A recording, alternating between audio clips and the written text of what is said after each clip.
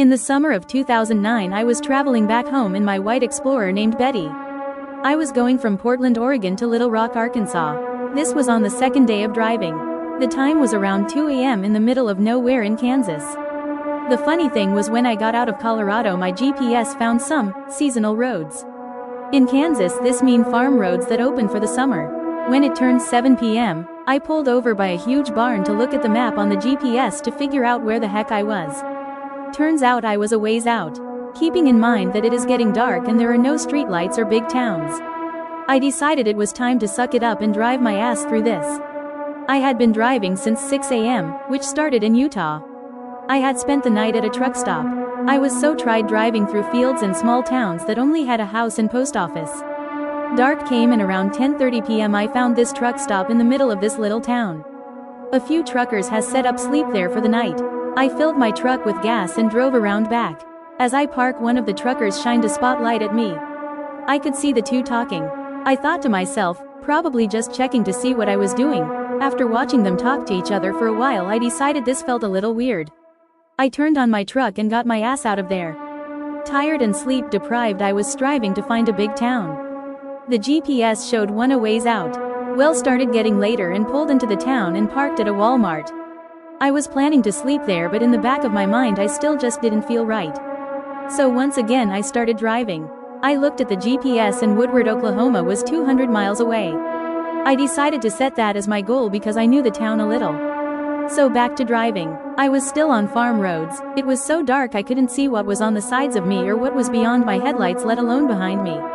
I was doing about 70 miles per hour when I see this huge truck coming up on me. Well, I'm doing 70 on a farm road. WTF is this guy doing? So he catches up, looked like one of the truckers way back at that one place. He gets right on my tail for about 2 miles. Then he starts to go into the other lane. I slowed down to get him past me. Little did I expect when I slowed down he slowed down beside me. I didn't know WTF to do. We were almost at a complete stop, then I decided to push it to the floor. To add, this truck was so goddamn scary. It was a truck used to carry livestock to slaughterhouses. Lights everywhere on it, lit the whole road up. I am now doing 95 in a Ford Explorer through farm roads at 2 a.m. Sleep deprived and con at sea. This trucker speeds on and gets back on the tail of my truck. I am doing 9 So I punch it harder. I am now doing 110 down this narrow farm road. For 1 hour I fought to stay ahead of him till I found a car on the road. I passed and got more distance from the trucker. I ended up making it to Woodward. I have no idea what was going on or why this person did this to me. I was by myself in the middle of nowhere.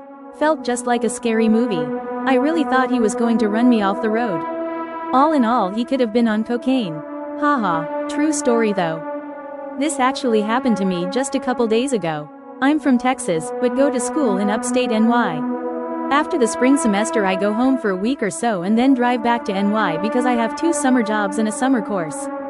The night I get there I go to my fraternity, which I had just moved my stuff into from my freshman dorm before I went home for the week-long break. Neither of my jobs had started yet and it was a long weekend for Memorial Day, so I meet up with my big brother in the house and we decided to get a little drunk and play some Pong. At 2 a.m. my judgment is impaired. I haven't eaten in a long time and I'm tired from a long drive and decide to go get pizza. It's a small town and pizza is only 2 blocks from the house, so I go. I know this is a sketch-ass town, but I've gotten wasted and gotten pizza from the same place at late hours tons of times before, especially during late hours, and I'm usually fine. So, on my way back home I'm accosted by 3 people.